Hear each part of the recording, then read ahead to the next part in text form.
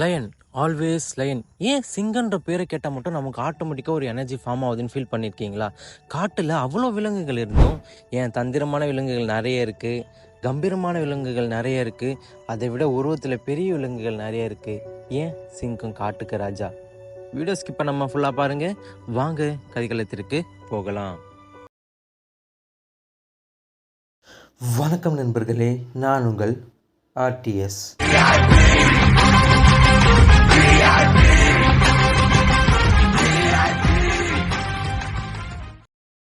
சிங்கம் ஏன் காட்டுக்கு ராஜா?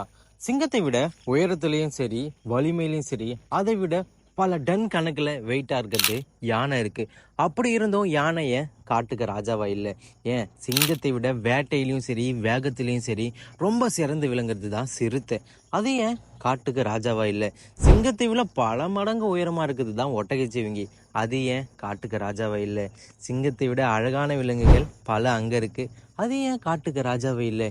ஏன் பல தந்திரங்கள் நிறைந்த நரிகள் பல கூட்டங்கள் அங்கே இருந்தும் காட்டுக்கு ராஜா சிங்கம்தான். அதற்கு காரணம் என்ன அப்படின்னா, சிங்கம் தனக்கு எதிர்க்க எவ்வளோ பேர் உயரமாக இருந்தாலும் சரி, எவ்வளோ பலமாக இருந்தாலும் சரி, தன்னை விட எவ்வளோ வேகமாக இருந்தாலும் சரி, ஒன்ஸ் அதுதான் என்னோட இறை அப்படின்னு ஃபிக்ஸ் பண்ணிட்டா போதும்.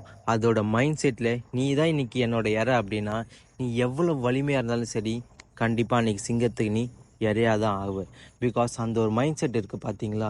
தனக்கு எதிர்க்க இருக்கிறது தான் என்னோட இறை அப்படின்னு முடிவு பண்ணிடுச்சு அப்படின்னா, கண்டிப்பாக அது இறையாக்காமல் சிங்கம் விடவே விடாது. அந்த மாதிரி எல்லா நேரமும் அது வேட்டையாடாது. தனக்கு எப்போ பசிக்குதோ அப்போ மட்டும் தான் வேட்டையாடும்.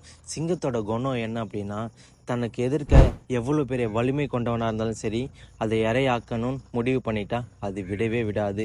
அந்த மாதிரி தான் நம்மளோட மைண்ட் செட். நமக்கு எதிர்க்க இருக்க கோலை நோக்கி நம்ம போயிட்டே இருக்கோம்னா கண்டிப்பாக போகிக்கிட்டே இருக்கணும். அதற்கு எதிர்க்க எவ்வளோ பெரிய சுவர் வந்தாலும் சரி, எவ்வளோ பெரிய தடை வந்தாலும் சரி, அந்த தடையை உடைச்சிட்டு நமக்கான இலக்கை நம்ம அடைஞ்சே தீரணும். பிகாஸ் சிங்கம்ன்றது சாதாரண வார்த்தையில் அந்த வேர்டை கேட்டாலே ஆட்டோமேட்டிக்காக நமக்குள்ள ஒரு எனர்ஜி ஃபார்ம் ஆகும். சிங்கம்டா அப்படின்னு சொன்னால் ஆட்டோமேட்டிக்காக அந்த ஒரு எனர்ஜி ஃபார்ம் ஆகும். கம்பீரத்துலேயும் சரி, நிதானத்துலேயும் சரி, ஒரு விஷயத்தை அடையணும்னு சரி, அந்த ஆட்டிடியூடு இருக்குது பார்த்தீங்களா, வேற லெவலில் இருக்கும்.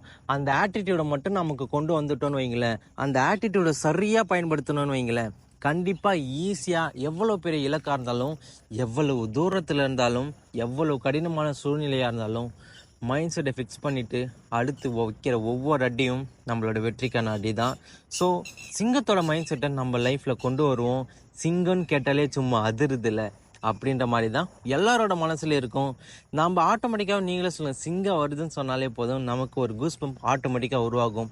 ஏன் இப்போ இந்த வார்த்தை கேட்குறப்பவே உங்களோட கையில் ஒரு கூஸ் பம்பை நீங்கள் ஃபீல் பண்ணலாம். ஸோ சிங்கத்தோட மைண்ட் செட்டை நாம் ஃபிக்ஸ் பண்ணிப்போம், நம்மளோட ஆட்டிடியூட் லெவலில் சேஞ்ச் பண்ணிப்போம்.